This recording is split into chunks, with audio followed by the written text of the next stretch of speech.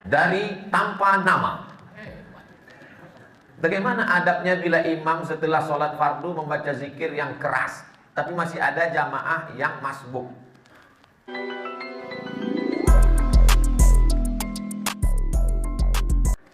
Tashwish, mengganggu. La tushawwish, jangan kau ganggu orang sholat. Yang dimaksud dengan kalimat mengganggu itu adalah bacaan selain zikir. Ada orang sholat, Allahu Akbar, tiba-tiba dia di samping nyanyi.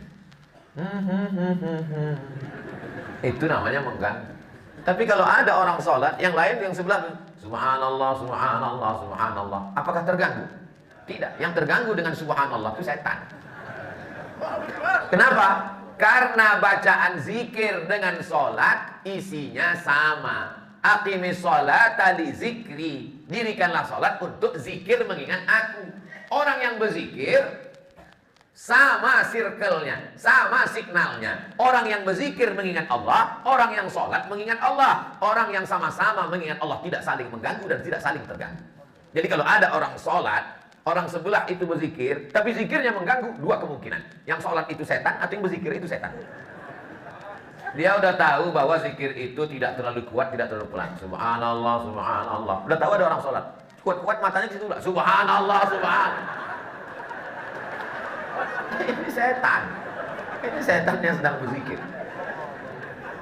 Pak Ustadz, zikir setelah selesai sholat itu kan zikirnya sir. Itu menurut mazhab Syafi'i.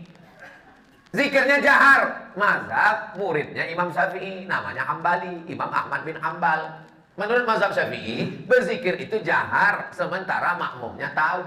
Kalau makmumnya sudah tahu, zikirnya sir. Maka di sebagian masjid zikirnya sir. Pas imam ditanya, Pak Imam zikirnya kok nggak jahar? Makmumnya udah tahu. Ustaz Somad kalau jadi imam bacanya, saya kalau jadi imam zikir saya jahar. Kenapa Ustaz nggak baca sir? Karena makmum saya ada 3 orang nggak tahu. Yang pertama anak kecil, dia nggak tahu.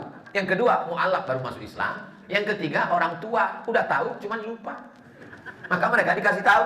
Anak-anak ini pulang ke rumah, nanti ditanya sama emaknya, nah zikir di masjid tadi apa? Tapi kalau saya zikir kuat, dia tahu. Subhanallah, subhanallah. Tapi tidak terlalu kuat. Nggak mungkin juga orang di masjid zikir sampai subhanallah, subhanallah. Kau zikir apa ngamuk?